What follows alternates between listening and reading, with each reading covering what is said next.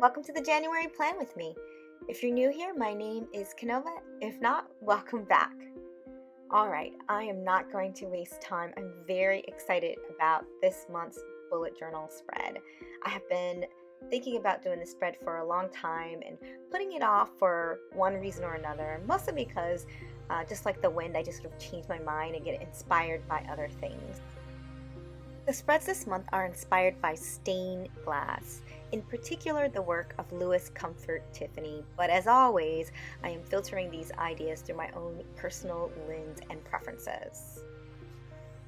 We'll get back to Louis Comfort Tiffany, but I want to tell you what's going on screen.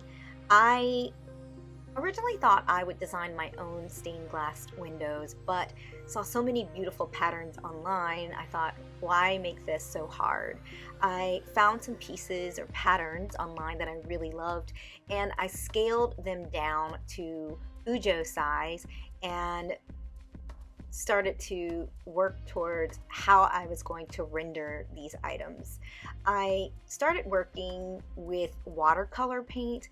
I thought watercolor paint would be a great way to do this on this shrinky dink or like plastic acetate, but ultimately found that the paint when it dried was a little too opaque and it wasn't going to have the effect that I wanted. So I am working here with permanent markers, Sharpies on plastic in order to create this. I'm not going to put it in the oven and shrink it down. I'm going to use it as is in my bullet journal. Because shrinking it down made the images super tiny, I wanted to make sure that I didn't make mistakes when I was coloring it. So I printed out the larger version and created a color guide in order to do this. What you're seeing is my cover page, and then I have my mood tracker and a border that's going to be part of my weeklies.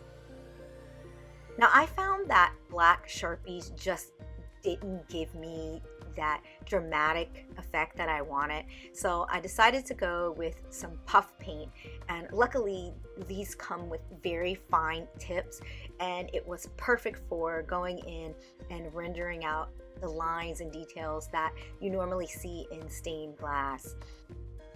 These images were done ahead of time the day before in order to allow the puff paint to thoroughly dry.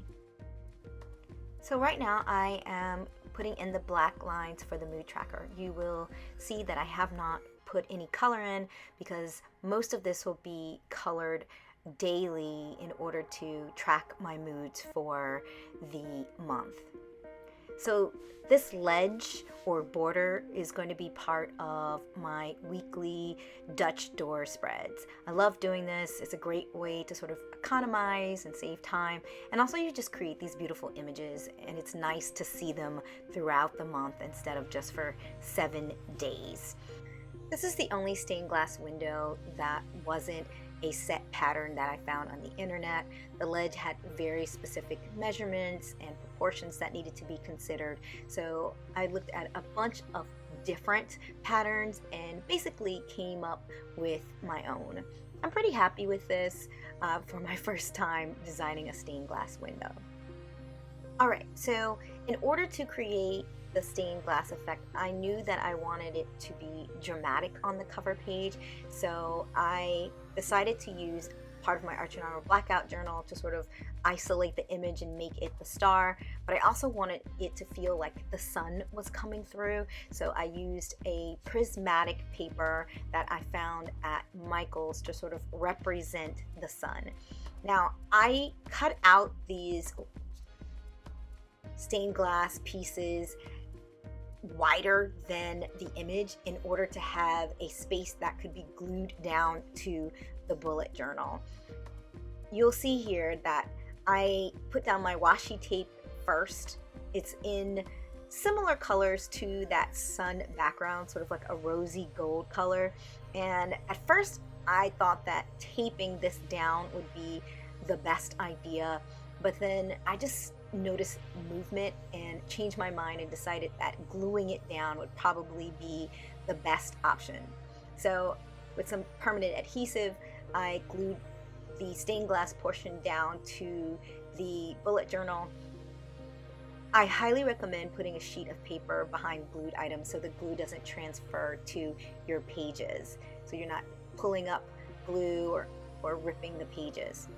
I went in and put in my blackout page from Archer and Olive. I have a Maisie Lane journal, so it doesn't quite fit in the pages. I usually just go in with a marker to fill in, and as you can see, you really can't see it. Next, I'm gluing down this prismatic paper. This is to represent the sun. You can see that this paper is just really vibrant, and you can't really see it on screen, but it does a great job of mimicking the sun behind stained glass. I went in with a stencil to put in the title for the month, January, and straight away into my dashboard. This page, I thought I was taping, but I wasn't. But this is my dashboard page. It has my calendar, bill tracker, a breakdown of the month, and packages that are coming in that I have ordered and when I expect them to be delivered. This is just to keep up with items.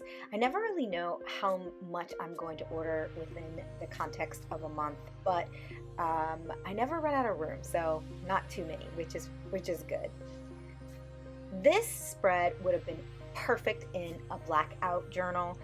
So for those who have blackout journals, this would be a great idea, but I just didn't want to continue to glue in black pages. So I went ahead and moved forward with my white pages and then used a lot of different color pens, Jellyroll, gel pens, etc. to create this idea of the rainbow or a bunch of different colors.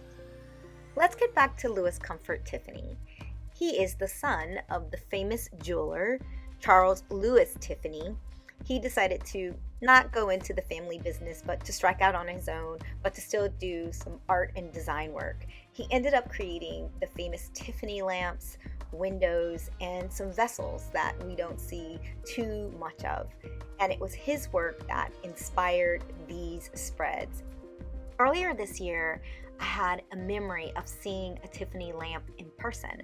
A friend of mine had received a Tiffany lamp as a gift from her mother, and I had the pleasure of seeing the lamp in person and just had a recollection of it earlier in the year and made the decision to add a stained glass window bullet journal theme to my list of possible themes.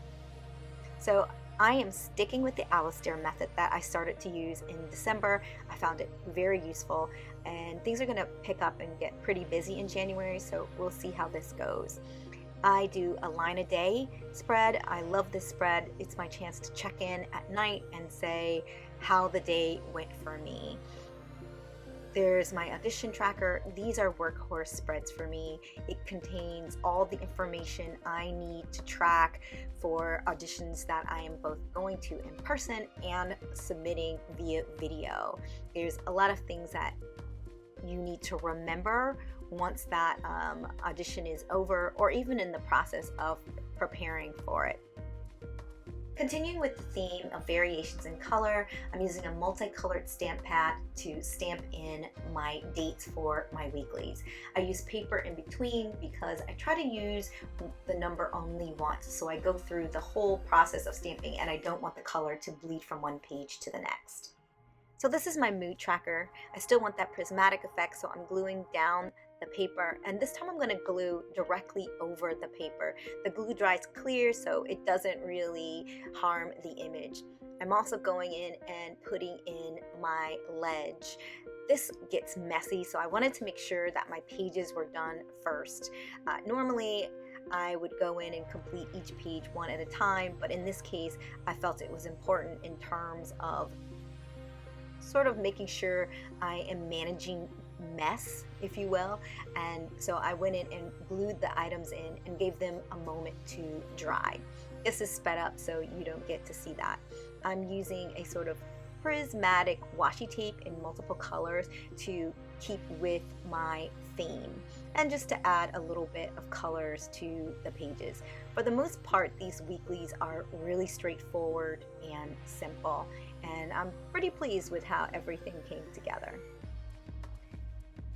So you will see in the final flip that I came back to this particular page and I added some little gold dots. I love those little gold dots. They're actually more bronze than gold, in order just to add a little bit of interest to the page, and trim the edges to make sure everything lined up beautifully.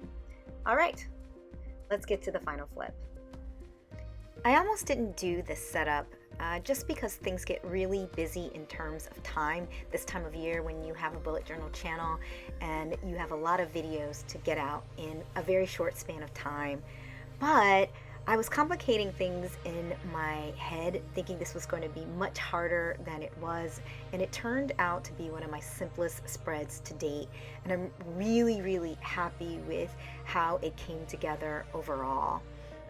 Now, if I had to change one thing about these spreads, it would be that I didn't use the blackout journal paper. From a visual standpoint, these weeklies and sort of workhorse spreads don't have as much visual impact as they would if I had used the blackout journal. I am looking forward though to seeing how this sort of hybrid Alistair rolling weekly Dutch door setup works for me in the coming month. So you will see a little bit of bleed through on my upcoming audition tracker. That's from creating the guide for my mood tracker. The mood tracker is going to need to be created in permanent marker, and as we know, permanent marker bleeds through on bullet journals. I am really pleased with how the decorative elements in this spread came together, how in particular this image right here where the stained glass reflects down on the prismatic paper as it would on like a floor or a wall. Oh my goodness, I'm realizing at this point that I forgot to take nail polish off my thumbs. Forgive me. I hope that you like this content and that you will like and subscribe. See you next month.